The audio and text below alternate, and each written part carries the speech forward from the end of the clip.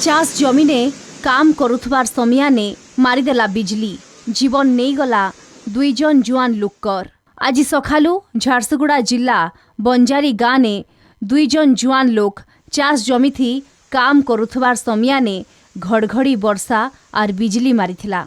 दुई जन जुआन लोक चूड़ाकांत रोहिदास और अशोक रोहिदास बेहोश होइकरी तले पड़ीगले। आखर पाखर लोक माने बेहोश होइथिबार देखिकरी दुही लोक को सांगे सांग हॉस्पिटल नहीं हेले डाक्तर सेमानकु सेनु मृत घोषणा करले। बिजली मारिथिबार कारण नु ई दुही लोकर जीवन जाइछे बोली झारसुगुड़ा जिला सीडीएमओ सूचना देछन। आइयाटा सकाले सकाले माने खेत के जइथिले ये काम करवाले से पान पानंदा बंधा बंधी खेत खला चाष टाइम में तो बोले सामे भी से सेट नहीं थे किंतु खबर पास पाइलु जे दिन कथा कहि बोले सेना बोलु बोले चढ़क मारिक दुई जन को से अचेत अवस्था पड़ी थे।